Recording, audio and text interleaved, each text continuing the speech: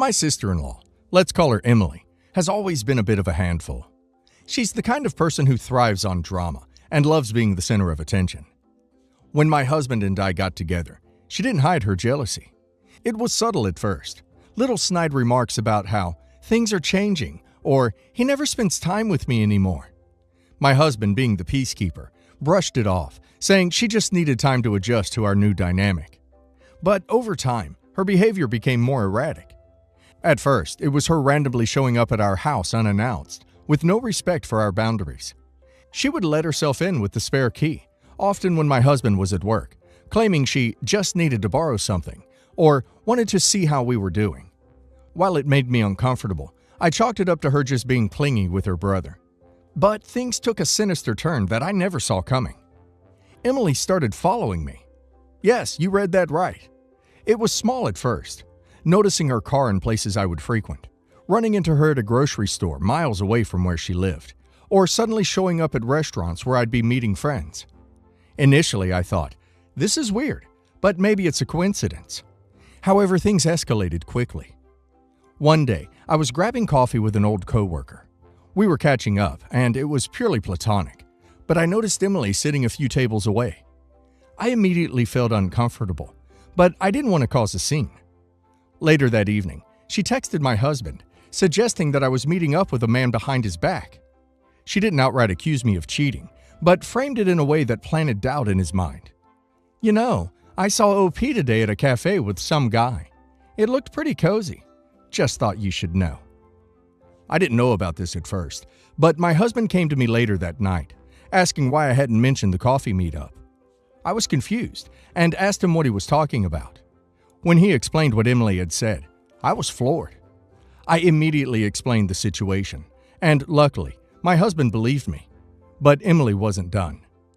Over the next few weeks, Emily began a full-fledged campaign to undermine my marriage. She would call my husband randomly and drop comments about how she couldn't believe how quickly I had changed since the wedding, or how she had heard things from mutual friends about me being seen with other men. She even went as far as to contact my husband's close friends and spread rumors that I was cheating on him. I confronted Emily about this, hoping we could have a rational conversation. I wanted to believe that she was just acting out of jealousy, and maybe, just maybe, we could resolve things. But when I tried to talk to her, she completely flipped the narrative. She claimed she was only looking out for her brother, and that I was the one being defensive. She told me that if I had nothing to hide, I shouldn't be so upset. It was gaslighting at its finest, and it was infuriating. My husband and I had to sit down and have a serious conversation about how to handle this, because Emily wasn't backing down. We decided to distance ourselves from her, but that wasn't enough for her. She escalated her behavior by telling other family members that I was driving a wedge between her and her brother. Things came to a head when Emily somehow got access to my phone records. I'm still not entirely sure how she managed this, but she found a few numbers that she didn't recognize and started calling them. These were business contacts or friends, some of whom were men. Emily, in her delusion, began calling my husband at all hours, claiming she had proof that I was cheating. She even sent him screenshots of call logs and fabricated stories about how I was hiding things from him. The stress was overwhelming. My husband, though still trusting me, was visibly shaken by the constant barrage of accusations. It was taking a toll on our relationship, and I could see that Emily's toxic behavior was poisoning the well. At one point, my husband broke down, telling me he didn't know what to believe anymore because Emily was relentless and so convincing in her manipulations. I could feel my marriage crumbling under the weight of her lies. I felt violated, betrayed, and completely lost. Here was a woman who should have been happy for us, supporting our new life together, and instead, she was hell-bent on destroying it. I eventually sought legal advice about Emily's stalking and harassment, but things came to a head before I could take any concrete action.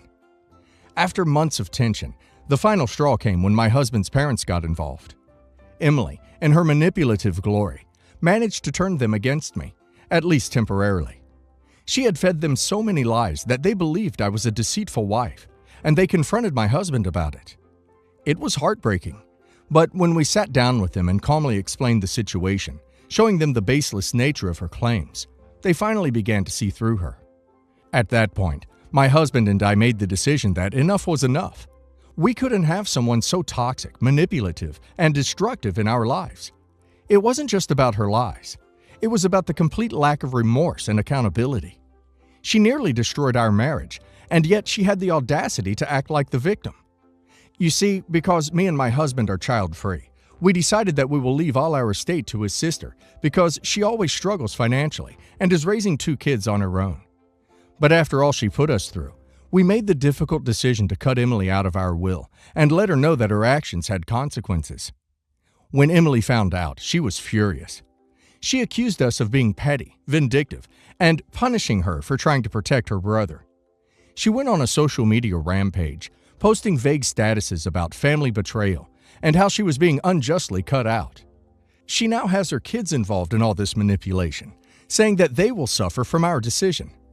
Friends and even distant relatives started reaching out, asking why we were being so harsh with her, and Emily milked the victim role for all it was worth. It was infuriating to see her twist the narrative to make it seem like we were the ones being unreasonable. But we stood our ground. We told her that her actions were unacceptable, that she had crossed too many lines, and that there was no place for her in our lives if she didn't respect our boundaries or stop her toxic behavior. Emily, of course, still refused to take any responsibility for what happened. She continued to tell anyone who will listen that we are the ones who are out of line for cutting her out, and now there's a rift in the family because of it. My husband's parents are caught in the middle, but they support our decision. They've seen firsthand the damage Emily caused and agreed that she needs to face the consequences. Reddit: am I the a-hole for cutting my sister-in-law out of our will? Wow. Honestly, the fact that she's shocked is the most mind-blowing part to me. Like, what did she expect? That OP will let her stalk and harass her without consequences? OP didn't cut her off just for the fun of it. She was actively trying to ruin OP's life. OP and her husband made the right call. OP might even want to think about getting a restraining order, because if she's gone this far already, who knows what's next? Better safe than sorry. And now let's hear the community's opinion. Honestly, you're not the a-hole, but this goes so much deeper than just cutting her out of your will. Your sister-in-law sounds like she's unhinged. It's one thing to be jealous or even a bit overprotective, but she crossed so many boundaries here. The fact that your husband's parents eventually saw the truth speaks volumes about how manipulative she is. I'd be worried about how far she's willing to go. This isn't normal behavior. Please protect yourself and your marriage. Not the a-hole. Cutting someone out of your will isn't even that extreme considering the things she did. Stalking? Falsely accusing you of cheating? Nearly breaking up your marriage? That's beyond toxic. It's actually scary. You're protecting yourself and your relationship. She's only playing the victim because she's been caught and is facing the consequences. Fiancé, 25 female, and I, 26 male, got engaged about 2 years ago after dating for close to 4 years, and our wedding is in less than 2 weeks. Fiancé's parents, 50s, are divorced, and she still has good relationships with both of them. Fiancé's dad got remarried when Fiancé was 13.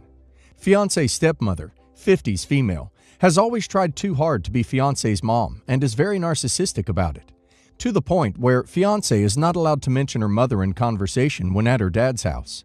Understandably, Fiancé does not care much for her stepmother. Predictably, when we announced our engagement, Fiancé's stepmother wanted to be involved in absolutely every single detail of planning. We were able to handle this by not inviting stepmother to venue tours and the like, and by telling our wedding planner to ignore any suggestions that stepmother phoned in. However, stepmother got wind this was happening and began voicing her requests to us directly. These requests started about 10 months ago. Some of the requests were benign. Some of them were very extreme. For example, stepmom suggested a wedding at a venue that would cause 99% of the wedding invitees to have a 5+ hour drive. This request was respectfully declined. Stepmom wanted a Catholic reception and ceremony. Fiancé and I are both agnostic. This request was denied. Stepmom wanted Fiancé to not wear white to the wedding, since she was no longer pure. This request was disrespectfully declined. The last request that she made was very unacceptable to us. She did not want Fiancé's real mom or stepdad to be at the wedding. There was no real reason given.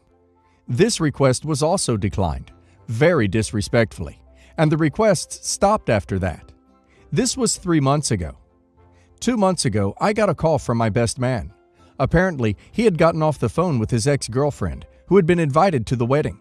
She thought this was weird, since she did not know either of us. We had given 10 invites each to my parents, fiancé's dad, stepmom, mom, stepdad. Invite lists were sent directly to our wedding planner, who sent the invites. We had not yet seen the full invite list, as we did not think this was going to be a problem. Upon closer investigation, we found out that stepmom's entire invite list consisted of former romantic partners of myself, my fiancé, and a few higher-ranking members of the bridal party.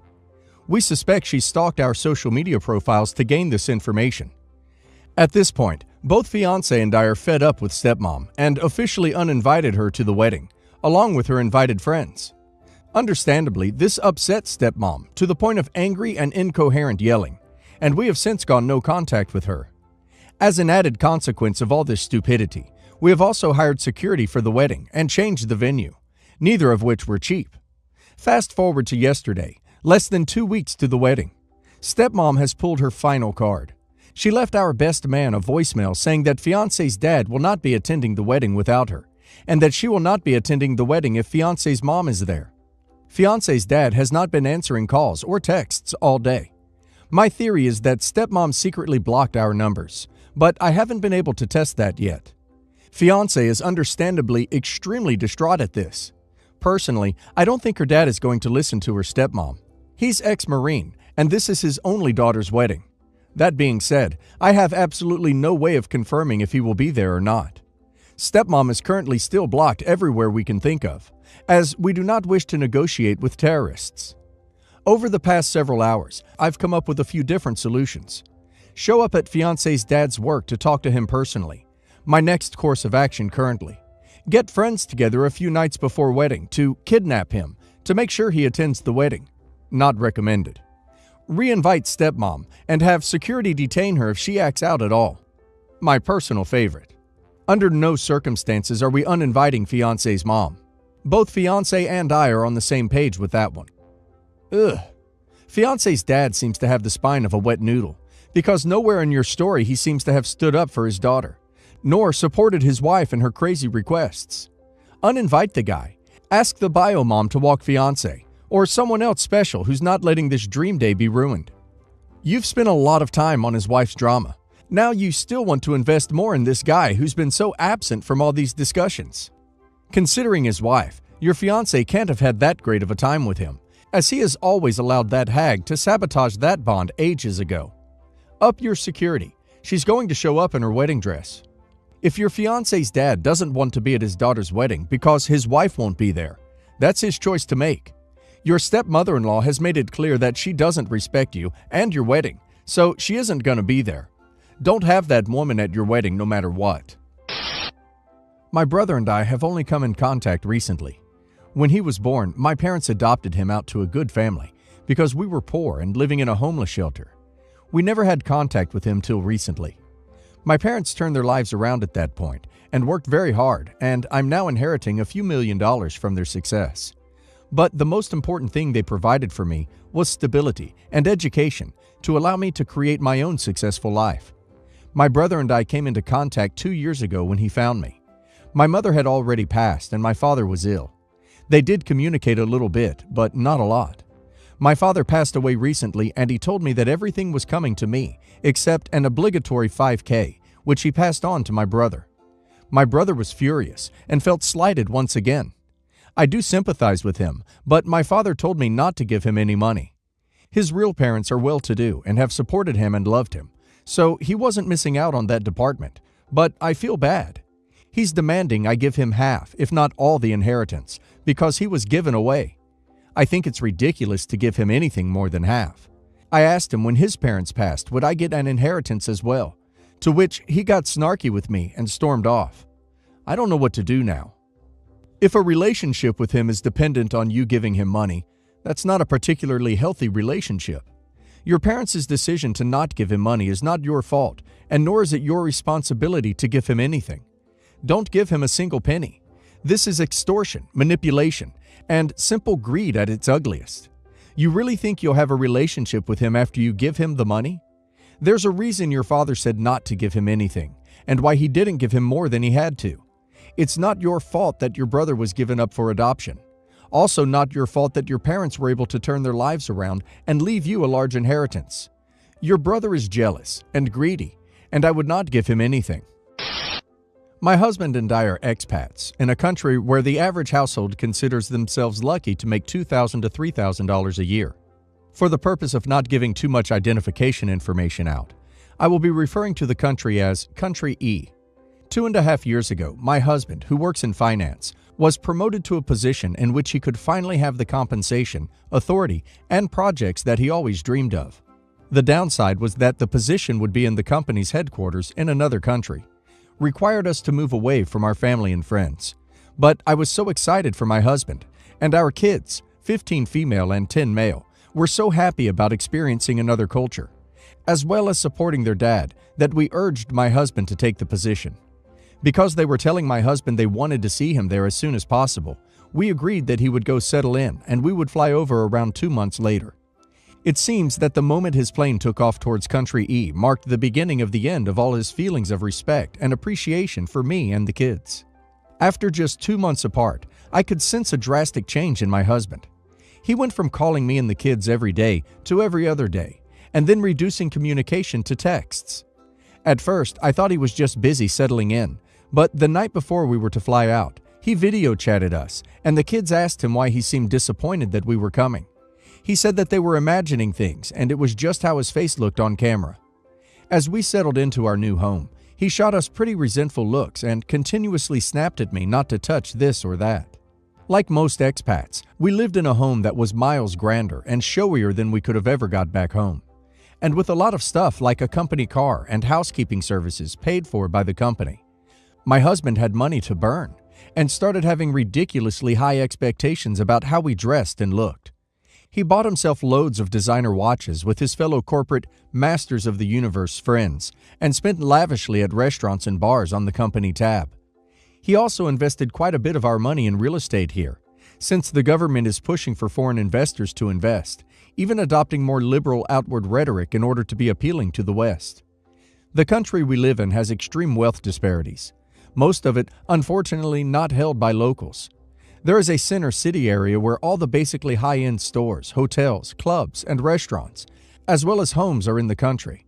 And despite the fact that this country is technically conservative, escorting is rampant and is an outgrowth of the generally desperate economic straits of families, and the fact that it is obvious who has money and therefore where to go and who to target.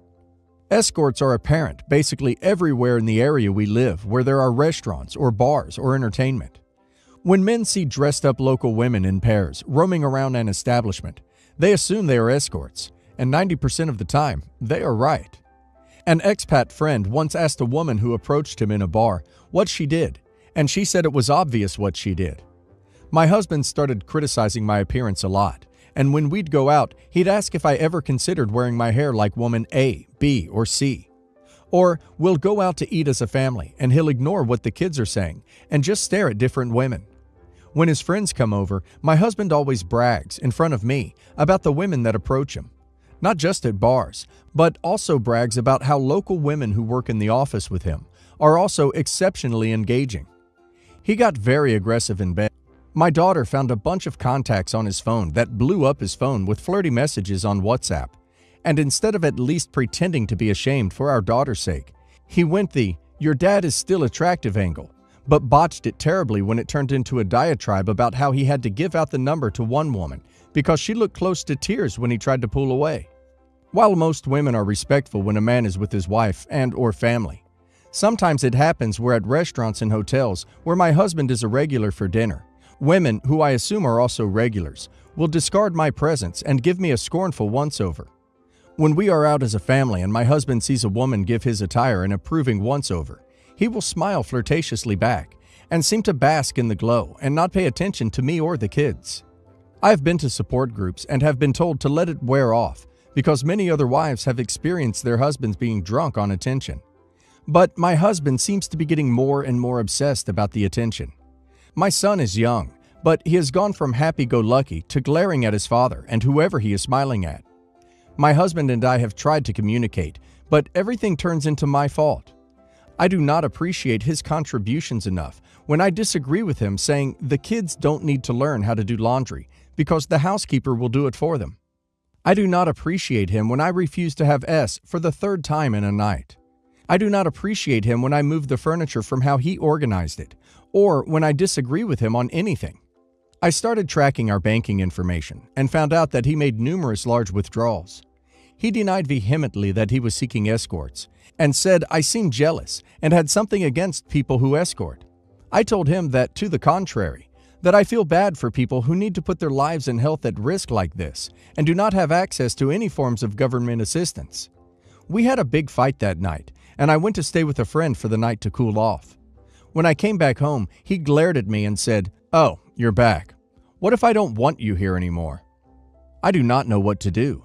My support group keeps telling me that he will get off his power trip, but if I leave him, I will likely lose any assets he has here.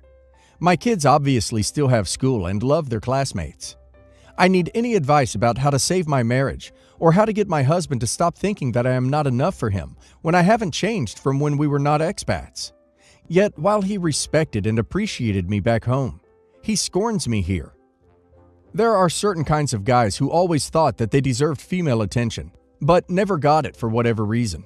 Once they get it, it's game over. They are going to be woman hopping for the rest of their lives in their new paradise on earth. Smarter men know when you walk around with obvious trappings of wealth in a poor country, you are nothing but a mark, a walking wallet, a possible way out of poverty. The attention gets sad after a while, then just plain aggravating if you are loyal, or want women to like you for you and not for what you can do for them. Men who enjoy the power trip, like your husband, don't care that these women couldn't care less if he were the ugliest man in the world, as long as he's wearing a watch worth more than their entire extended family makes in a year. The big question is, do you want to save this thing? Not keep it together for the kids. Not without him I'm broke. I'm talking, could you ever regain respect and love for this man who has shown his true colors through social clambering on easy mode? I, for one, believe it would be extremely difficult to ever shake the feeling of disgust over his slavering imperialism. I realize you likely loved him at one point, but the man you fell in love with is dead. He's already cheating, and I would stop having S with him before you pick up a serious lifelong STD like HIV. You need to sock away money where you can and speak with your country's embassy. I'm sure they see this situation all the time. I'm sorry, but for you and your children's sake, please get away from this situation. He's not going to wake up one day and realize how awful he's being. He's going to find a reason to send you back to your country of origin. Then cut contact. You need to protect yourself.